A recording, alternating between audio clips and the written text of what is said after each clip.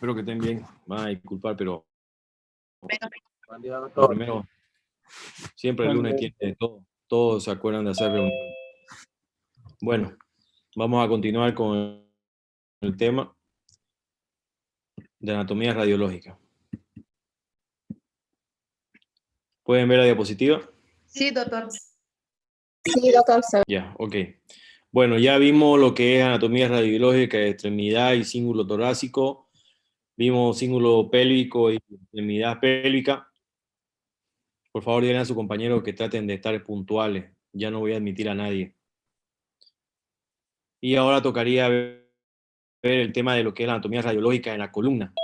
Y esto también para que ustedes vean, jóvenes, de que prácticamente el médico general tiene formación e introducción en el área de la ortopedia y la traumatología.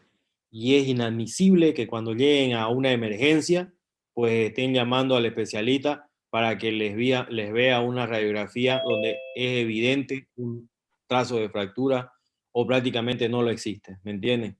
Porque miren, los primeros temas son anatomía radiológica que te orientan muy bien a saber si hay o no hay una fractura. Y lo mismo pasa en columna. En columna prácticamente es un mundo desconocido, una dimensión desconocida para ese especialista o ese médico general que está en la emergencia y prácticamente ha olvidado todo esto. Y van a ver de que con criterios básicos ustedes van a poder recordar y prácticamente hacer un diagnóstico diferencial o prácticamente definitivo. Bueno. La columna vertebral, pues prácticamente ustedes saben que tiene una función protectora a la médula espinal. Además, es prácticamente la que soporta el peso corporal. Cumple una misión importante en la postura y en la locomoción postural. Presenta 4 regiones que son bien identificadas, como es la región cervical, dorsal o torácica, lumbar y sacrocoxígea. Cuando el paciente a ustedes le dice me duele la cadera, pues prácticamente le está mencionando la parte posterior de la columna vertebral, que ustedes tienen que saber identificar bien de que se trata de la columna lumbar. Ahí pueden ver una vista posterior de la columna vertebral en toda su composición desde el atlas al coxis. Generalmente se describen 33 vértebras, de 33 a 34. ¿Por qué? Porque prácticamente el hueso o la parte coxígea ya pueden ser 4 a 5 vértebras independientemente. Lo importante es recordar que son 7 vértebras cervicales, 12 dorsales, 5 lumbares, 5 sacra y 4 a 5 coxígea. Como pueden ver aquí en una panorámica de toda la columna vertebral, una configuración anteroposterior y lateral, quiero que observen la imagen de la derecha, prácticamente cómo se visualiza esa curvatura hacia anterior en la primera parte de la correspondiente a la columna cervical, que se denomina lordosis. Esa convexividad hacia adelante, o prácticamente pueden decir una convexividad hacia atrás, pero es esa curvatura hacia adelante que se denomina lordosis cervical. Esa es la configuración normal. Luego tenemos la cifosis torácica, que es esa convexividad hacia posterior o esa curvatura hacia posterior que prácticamente corresponde a la cifosis torácica. Continuando, tenemos de nuevo una convexividad hacia anterior o esa curva hacia anterior denominada lordosis lumbar. En las mujeres, pues prácticamente es mucho más acentuado que en el varón, evidentemente. Y más aún si ustedes se visualizan a una señorita o una persona usando tacones, pues prácticamente como cambia el centro de gravedad, la lordosis tiende a aumentar.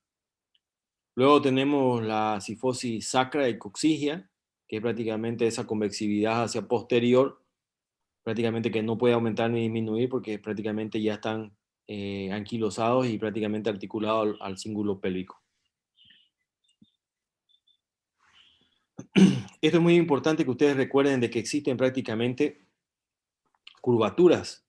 En este caso es importante saber de que cuando estamos prácticamente todavía dentro del útero, tenemos una sola curvatura que luego en el desarrollo de nuestra edad, desde que nacemos, crecemos y prácticamente llegamos a nuestra vida adulta, producimos dos curvaturas prácticamente secundarias, y en este caso tenemos que la primera curvatura se da prácticamente la vía uterina, y en el transcurso de la edad pues prácticamente aparecen las curvaturas secundarias. Y las curvaturas primarias generalmente son la torácica y la sacra. Si ustedes se fijan en esa imagen de la derecha, el feto, pues una sola curvatura. Luego desarrolla y se convierte en las primeras curvaturas prácticamente primarias, correspondiente a la curvatura torácica y sacra. Y luego cuando crecemos aparece en la secundaria, que es prácticamente ya la de la curvatura cervical y prácticamente lumbar, lo que correspondería a las lordosis.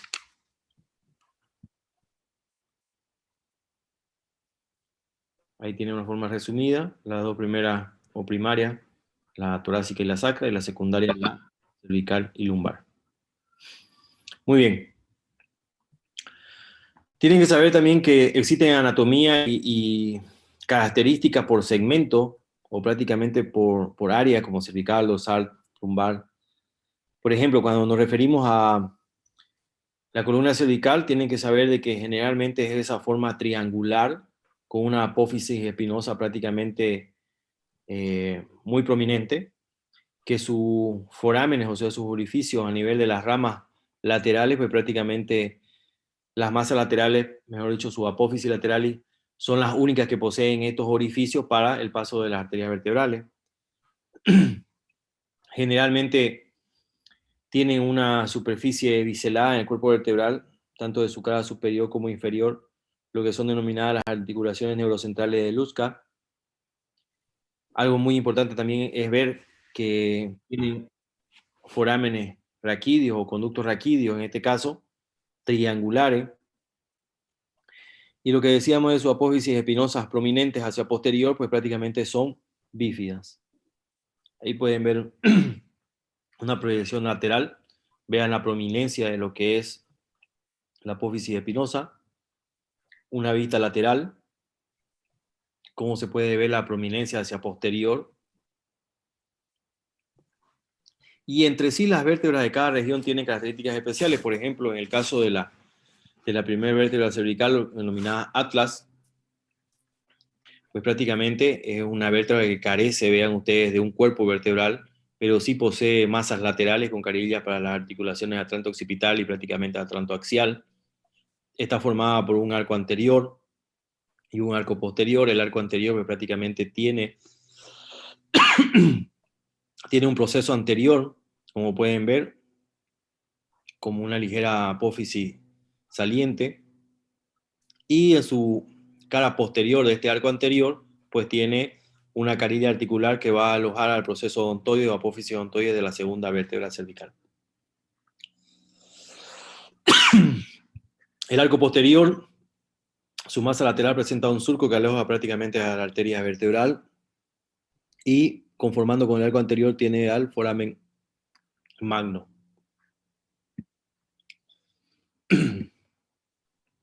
Ahí vean una vista posterior y prácticamente superior de lo que es el atlas. Vean la carilla articular para la apófisis odontoide. Aquí tenemos a la segunda vértebra cervical. Tenemos al axis. Muy importante saber que sus masas laterales, igual que el atlas, pues prácticamente son las encargadas de transmitir el peso hacia el cuerpo vertebral de la cabeza, evidentemente, y la excluye prácticamente a la apófisis odontoide. ¿Por qué? Porque se articula como un pequeño pivote dentro de lo que sería el cuerpo vertebral o el foramen magno de la primer cervical, que sería el atlas.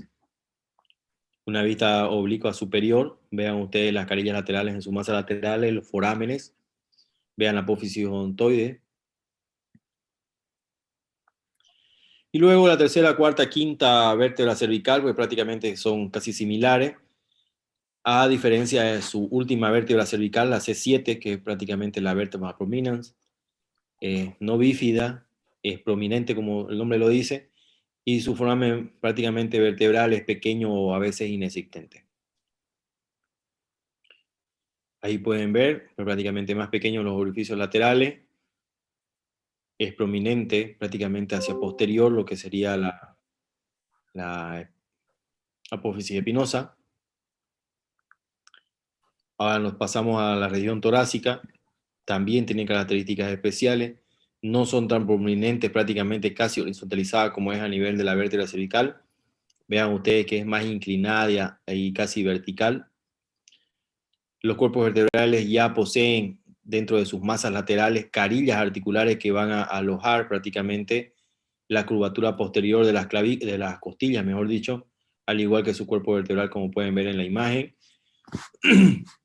Casi en el borde posterior del cuerpo vertebral y prácticamente a ambas apófisis transversas se observan dos carillas, prácticamente que van a alojar la cabeza y la curvatura posterior de las costillas. Son evidentes de T1 a T10 prácticamente en todas las, bueno, en las 10 primeras cuerpos vertebrales de la región torácica, y prácticamente la decimoprimera y la decimosegunda no, porque ustedes saben muy bien que son las costillas flotantes, ¿no? Ahora, la apófisis transversa con carillas articulares anteriores prácticamente son denominadas las transversas. Apófisis espinosas largas, como les decía, prácticamente inclinadas verticalmente. Una vista superior, como pueden observar, una vista posterior. Cuando pasamos prácticamente a la región lumbosacra, tenemos cuerpos vertebrales voluminosos, ¿ya? ¿Por qué? Porque soportan mucho mayor peso. Son diferenciadas de L1 a L4. Vean ustedes, esas apófisis transversas son prácticamente ensanchadas, similares a unas espátulas, y prácticamente van aumentando hacia distal. Las apófisis transversas de L5 son más cortas, más fuertes, de una forma piramidal, y prácticamente casi se pueden confundir con los cuerpos vertebrales y sus pedículos. Vean una vista inferior, que prácticamente si empiezan a ver, van aumentando de volumen, de tamaño los cuerpos vertebrales. ¿Esto por qué? Porque actúan de manera diferente soportando el peso, ¿no? Eso es evidente de ver.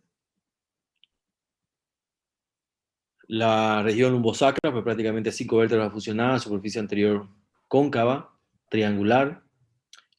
La fusión de estas vértebras a nivel pélvico forma una masa central llamada promontorio, que es evidente en la radiografía, o prácticamente denominado ángulo sacrovertebral. ¿Sí? Disculpe que lo interrumpa. Tengo una pregunta Sí. respecto a un desnucado.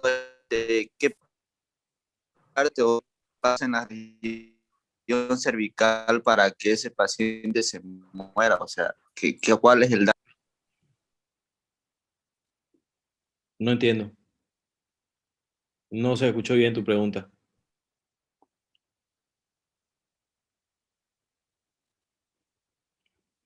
Hola. No se escuchó bien tu pregunta. Se escuchaba muy entrecortado.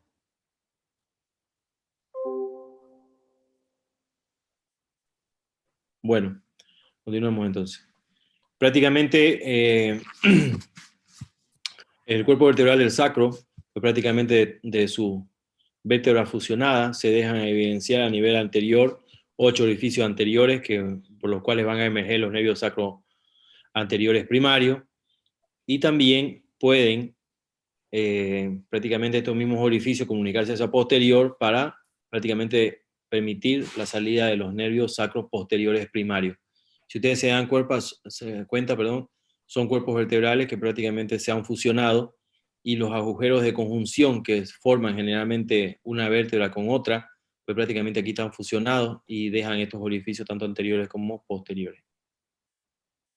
Aquí pueden ver prácticamente lo que sería una vista posterior del sacro. Vean los orificios posteriores.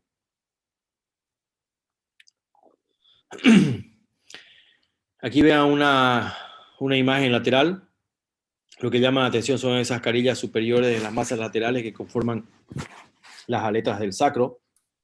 Vean que sus apófisis espinosas también pueden ser prácticamente fusionadas, originando una especie de cresta a nivel de la línea media. Las superficies posteriores de las láminas de S1 a S4 se fusionan excluyendo la S5, lo cual va a formar una pequeña escotadura que lo veían en la imagen posterior. lo que se denomina hiatus sacralis, y prácticamente este permite el paso del quinto nervio sacro.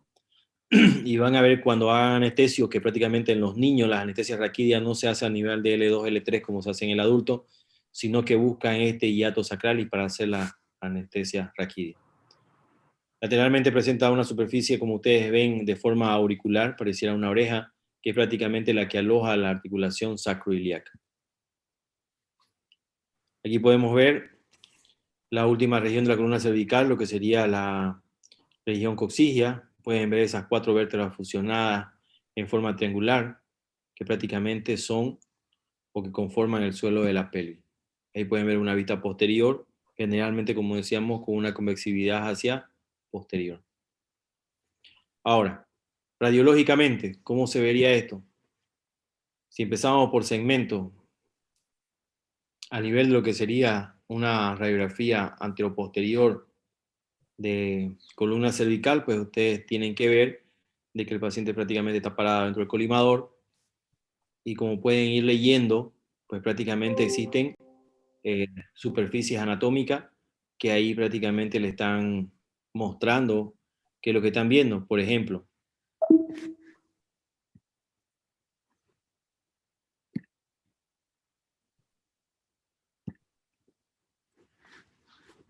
aquí pueden ver. Generalmente para ver las primeras se tiene que hacer con una posición especial que se denomina en posición de nadador. Pues prácticamente el paciente se inclina ligeramente hacia adelante, eleva el mentón y extiende los brazos para poder ver de C1, C2, C3.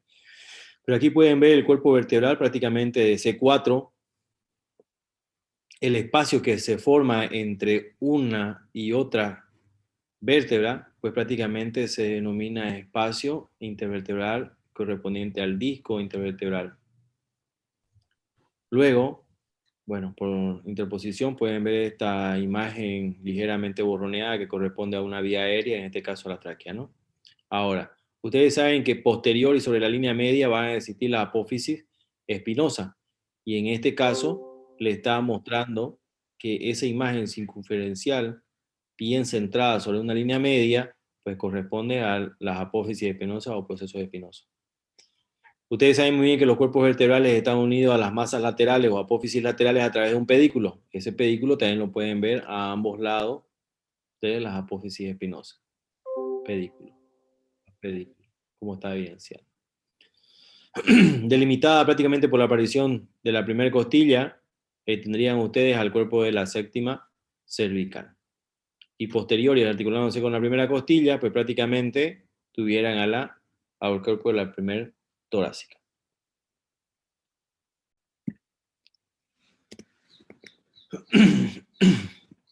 En una radiografía lateral que ustedes pueden evidenciar en una columna cervical, lo primero que ustedes tienen que saber es que tiene que existir una curvatura hacia adelante que denominamos lordosis. Si ustedes no tienen esa curvatura hacia adelante, pues prácticamente están ante una contractura muscular que prácticamente les produce bastante dolor, o pueden estar ante una artrosis que está prácticamente desestabilizando esa columna cervical. Tiene que estar ligeramente convexa hacia adelante. ¿Y qué es lo que nos debe interesar en una radiografía lateral? Pues prácticamente determinar las líneas de Daniels, que esto también nos delimitaría prácticamente a la anchura anteroposterior del conducto raquídeo. Y las líneas de Daniel, como pueden ver aquí, están delimitadas por diferentes superposiciones de imágenes. Como pueden ver, línea 1, dada por el borde anterior de todos los cuerpos vertebrales. Línea 2, que prácticamente está dada por el borde posterior de los cuerpos vertebrales. La línea 3, pues prácticamente por el borde anterior de las apófisis espinosas, que prácticamente le delimita ya lo que sería el conducto o agujero de la médula espinal. Y la línea 4 con el borde posterior de todas las apófisis espinosas. Si ustedes pueden ver en esta imagen, pues prácticamente esta imagen está casi verticalizada, ha perdido esa ligera curvatura hacia adelante, pues prácticamente estamos ante una alteración de la columna. ¿Qué más podemos evidenciar? Fragmentos libres, pero si nosotros recordamos esta definición de las 4 líneas de Daniel, podemos ver de que no hay una congruencia, no hay una continuidad como esta línea punteada, que si quieren ver el borde posterior de los cuerpos vertebrales, pues prácticamente está descontinuada. Si quieren ver el borde anterior de lo que sería la apófisis espinosa, lo mismo, está descontinuada. Y si hacemos la última línea 4, el borde posterior de la apófisis espinosa, también descontinuada. ¿Y esto qué les traduce, jóvenes? Si vemos que tanto el borde posterior como el borde anterior de la apófisis espinosa tiene una descontinuación, y ustedes saben que entre la segunda y tercera línea de Daniels está formado el conducto raquídeo para la médula espinal, ¿qué les quiere decir esto?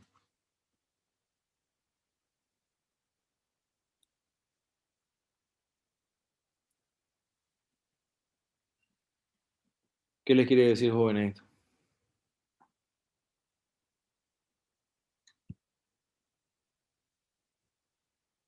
Alex Justiniano, con todo lo que he explicado, ¿qué quiere decir esto?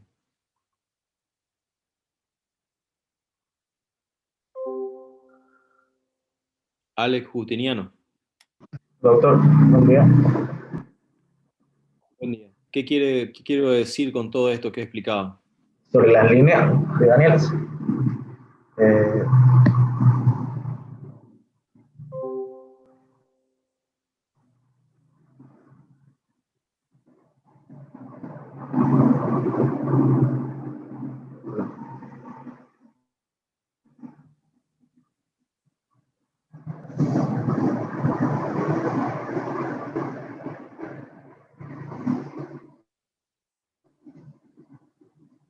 Acabo de explicar.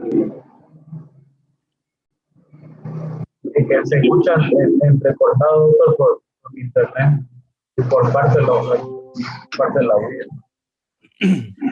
Ok. Justin Ayala Merino. Doctor, buen día. Buen día. Con todo lo que acabo de explicar, ¿qué me estuviera traduciendo esta discontinuidad a nivel de las líneas?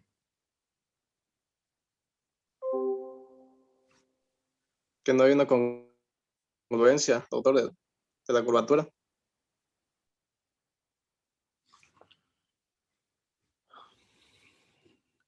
Acabamos de decir de que obviamente hay una discontinuidad, no hay congruencia.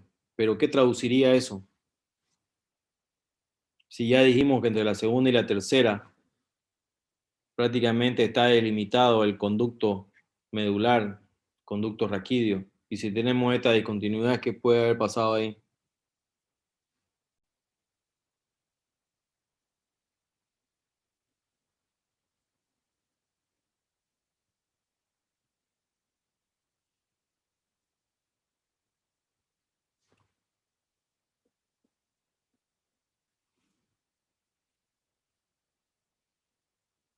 Doctor, que haya tenido una lesión, ¿no es? Y haya apretado el nervio raquídeo. Algo cerca, muy tibio. Jóvenes, quiero que se imaginen, estoy con la cámara encendida, ¿cierto? Si tienen dos cuerpos vertebrales y por el medio pasa el cordón medular, si yo hago esto, ¿qué pasa? Si yo hago esto, ¿qué pasa? Va a haber un deslineamiento. Una obstrucción, ¿verdad? Una obstrucción. Hay una sección medular. Imagínense un conducto, les estoy haciendo así, formado por dos cuerpos y por el medio pasa el cordón medular. Si ustedes desalinean eso, que es lo que están mirando allá abajo, ¿qué puede existir? Una sección medular. ¿Y qué creen que pasa con este hombre que a nivel de columna cervical tiene una sección medular? Doctor, una parálisis, doctor. Queda tetrapléjico, ¿cierto? ¿Qué le pasó al actor que hacía antes de Superman? Si recuerdo bien, cuando estaba cabalgando en caballo, tuvo un pequeño accidente con un salto y se golpeó la columna al nivel cervical y quedó tetrapléjico. Estas mismas imágenes, joven. Entonces, si a usted le llega un paciente que ha caído en caballo, que ha golpeado prácticamente la región de la cabeza y ha apoyado todo su peso, tienen que ir a buscar las líneas de Daniels. Tienen que buscar prácticamente la continuidad de estas 4 líneas que les acabo de mencionar, que son muy importantes, porque ustedes pueden estar frente a un trauma raquimedular y este paciente, no por el dolor, no va a estar movilizando adecuadamente sus extremidades. ¿Me entienden? Bueno. Y esto no es de especialidad, jóvenes. Esto es medicina general. No es especialidad. Doctor, buen día. Una preguntita. ¿Será que podría volver a repetir las 4 líneas de Daniel? Es que estaba medio feo el internet, no las pude escribir aquí las 4. Un momento. Jorge, lo llamo dentro de un rato. Estoy pasando clase ya, Jorge. Lo llamo dentro de un rato. Ya, listo. Ya, listo. Nada, listo. Hasta luego. Bueno, ya, nos queda poco tiempo. Las líneas de Daniel, joven, son prácticamente líneas punteadas imaginarias, aunque ustedes la pueden, si quieren, ligeramente repintar sobre una radiografía. Ojo, no estoy diciendo que se debe, se puede nomás. Ahora, ustedes pueden imaginariamente o prácticamente puntearla ligeramente con un lapicero, sin rayar la placa, ya, que les ayude hasta que ustedes puedan hacerlo prácticamente.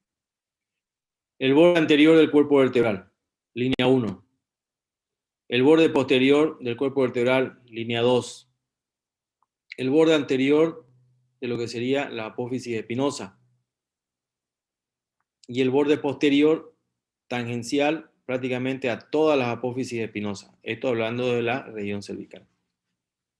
Entre la segunda línea de Daniels y la tercera línea de Daniel, prácticamente se encuentra el conducto medular, que protege a la médula espinal. Si ustedes están ante discordancia, interrupción de la segunda y tercera línea de Daniels, pues prácticamente es una lesión que compromete el canal medular, por ende la médula espinal. Por eso es importante las líneas de Daniels. Bueno, ya ustedes vieron anteroposterior cómo existen características anatómicas que le muestran tanto apófisis espinosa, cuerpos vertebrales, pedículos, espacios intervertebrales. Una vista lateral es importante, una vista oblicua, pues prácticamente oblicua nos puede ayudar a delimitar lo que serían los agujeros de conjunción, que son formados tanto supra como subyacente por las ramas laterales prácticamente de los pedículos que permiten la salida de los nervios espinales. En este caso sí, lo que hablaba su compañera, cuando tenemos traumatismo raquídeo, donde hay prácticamente destrucción de cuerpos vertebrales, fracturas de apófisis y prácticamente de pedículos, pues prácticamente aquí se ve alterado el agujero de conjunción y como ustedes pueden ver, es un orificio circular casi perfecto. Aquí pueden ver prácticamente los procesos articulares, prácticamente los pedículos, que están a ambos lados del agujero de conjunción. Si quieren ir primero a ver los pedículos y luego pueden delimitar su agujero de conjunción. O pueden ver un cuerpo vertebral superior, su borde inferior, un cuerpo vertebral subyacente, su borde superior, y prácticamente delimitado el cuerpo o el agujero de conjunción. Ya saben ustedes, por el agujero de conjunción, pues prácticamente salen los nervios raquídeos. Doctor, buen día. Doctor, Sí. disculpe una preguntita. Cuando la persona, vulgarmente, como llamamos, se desnuca, ¿no? Sí. ¿Qué área de aquí, de la región cervical, es la afectada mayormente? Porque este paciente puede que llegue a morir, ¿no? Exactamente, por gran compromiso. Bueno. Mayormente, ¿qué? Bueno, Bueno, rápido aquí, después se lo explico de nuevo. Justamente se da a nivel de lo que sería la apófisis odontoide y el cuerpo vertebral de la primera vértebra, que sería el atlas. Bueno, eso lo vamos a avanzar después. Para que ustedes se vayan con esto claro. Este es el atlas, ¿cierto? Aquí viene prácticamente el hueso occipital, ya toda la cabeza arriba. Pueden ver toda la cabeza descansando sobre el atlas, ¿cierto? Esto dijimos que es una carilla articular para la apófisis odontoide. Esta apófisis odontoide. ¿Se ubican? Entonces, cuando esa persona que cayó y prácticamente cae en mala posición, apoyando la cabeza primero, haciendo una hiperextensión o hiperflexión, pues prácticamente existe ruptura de esta articulación, de esta base de la apófisis odontoide y prácticamente sección medular. Aquí, por ejemplo, podemos ver en una resonancia magnética, ya, o una tomografía con un corte sagital, la línea de Chamberlain, que es prácticamente del paladar duro, como pueden ver, al agujero magno o foramen magno, en el cual la apófisis odontoide no debe sobrepasar más allá de 2 milímetros, porque si no estuviéramos ante un traumatismo braquimedular. Aquí tenemos otra que es prácticamente la línea de McGregor, también en resonancia magnética en sus cortes sagitales, que es prácticamente el paladar duro a lo que sería la base del occipital, y la odontoides no debe sobrepasar 5 milímetros de esta base, la línea de McGregor. Aquí tenemos otra línea, la línea de McRae, que es prácticamente desde el bastion al epistion, perdón, al opistion, que prácticamente esta línea de McRae marca un posible descenso cerebral también por un traumatismo raquimedular. En este caso no tiene que ascender, ni esta línea tiene que descender. Otra línea imaginaria es esta línea digástrica, que es prácticamente a nivel de la articulación atlanto-occipital, y la cual no debe pasar prácticamente la línea entre ambas incisuras digástricas. ¿Qué quiero decir? Esta incisura digástrica no debe sobrepasar esta línea imaginaria. Si no, pues prácticamente hay un descenso y una lesión. Bueno, aquí estamos en la región torácica. Nos queda menos de un minuto. Bueno, esto se lo voy a pasar yo. Igual también, al igual que en la región cervical. Pueden ir identificando apófisis espinosas, pedículo, apófisis transversa y su prácticamente articulación con las costillas. Es una radiografía lumbar, lo que llama la atención son las radiografías oblicuas. ¿Por qué? Porque es muy importante delimitar los agujeros de conjunción. ¿Y esto para qué? Porque ustedes saben